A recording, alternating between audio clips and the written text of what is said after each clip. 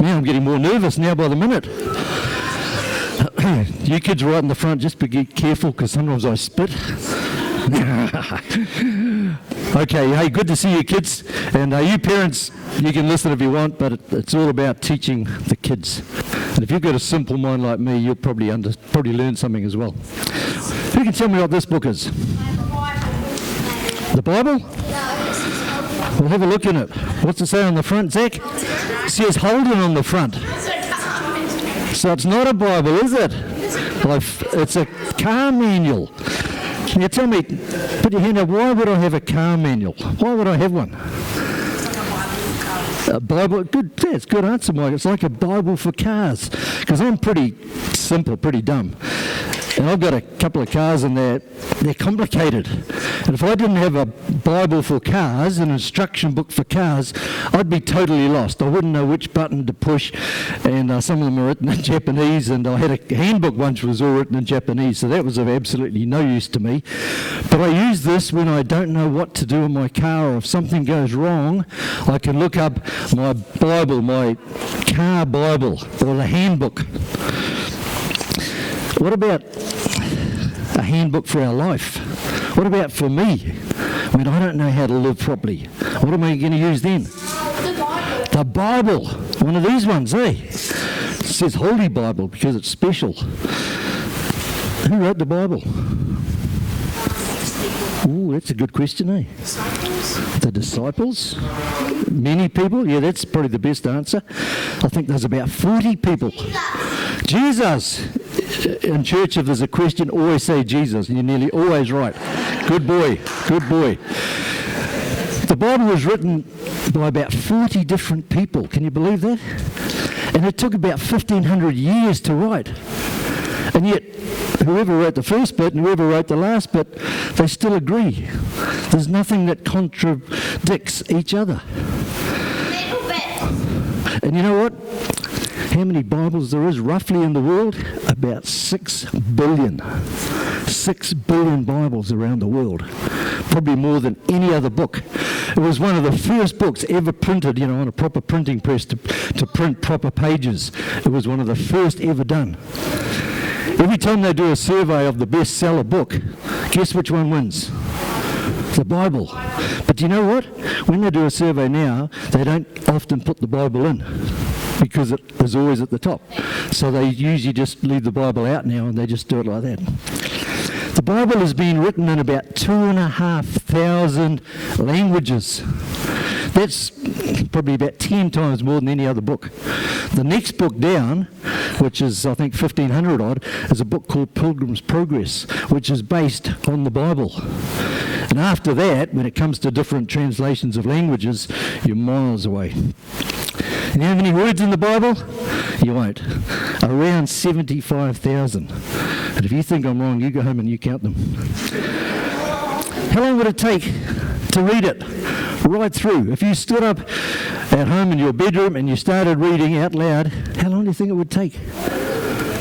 A year? Depends how much you're reading a day. Well, if you're reading out loud, you read about the same speed. It would take about 70 hours. So that's 10 hours a day, isn't it, for 7 days? Oh, I just worked that out. 10 hours a day to read it. And you know what? The middle of the Bible, do you know what book will be the middle?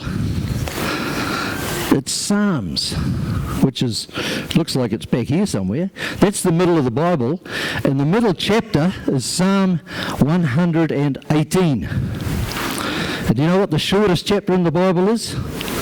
Psalm 117. And you know what the longest chapter in the Bible is? Psalm 119. And the very middle one is Psalm 118. And if you look in the middle verse of Psalm 118, it talks about the strong arm of God, which is so important. And a lot of people are reading the Bible these days, and they're believing what the Bible says. In China, there's something like 28,000 people believe the Bible and become a Christian every day. 28,000 people a day are becoming Christians in China. There's something like 1 million people becoming Christians a week in the world. New Zealand's way behind. We haven't got nothing like that. But in some countries in the world, people are flocking to the Bible, they're reading it, they're believing it, and they're becoming Christians. And in South Korea, which you would know as a Buddhist country, the United Nations have now changed that from a Buddhist country to a Christian country. Unbelievable, eh? I've got another Bible here, which is a really nice one. Look at that. Isn't that beautiful? It's getting a bit grubby now because I've had it for quite a while. But it's a really good Bible, and probably most of you kids here have got a Bible somewhere in your house. And most people, a lot of people in New Zealand have a Bible, but they don't read it because they say, what's the point of having a Bible? It's just empty pages anyway. It doesn't mean anything. It's all out of date. We don't want a Bible. It's a waste of time. But then there's some other people, and they got a Bible sitting up on the shelf, and they pull it out twice a year. What would that twice a year be? Easter and Christmas. Good girl. Man, if I had a prize, I'd give it to you, but I haven't. Easter and Christmas, you can be the first to get something after service. Easter and Christmas, so those people, they think, well, it's not such a bad Bible. It has got some stories in it, and it's got some pictures, and it tells about Jesus on the cross, but they only use it a couple of times of the year because it's not really that important. But then there's other people like me and like a whole lot of people in this church, and we read our Bible every day. Why do I read it every day? Because it teaches me things. It teaches me how to live, because it's like this one. It's an instruction book for my life as to how to live my life. So for me, the Bible is really good. It's got lots of pictures, lots of stories, and it teaches me all those really important things about Jesus dying on the cross and Jesus rising again. So the Bible to me is super important, and I hope it's super important to you too. Right, what we're going to do now, we're going to sing a couple of songs, and you could just stay there, or you can stand up when we sing. And they're just a bit of fun songs and about Jesus rising again, and we're going to sing them together. Everyone can stand up. Hopefully Maureen and maybe my wife, is she going to come up and do the actions? No, she's not. It's on the next one. Next song, Maureen. The next song.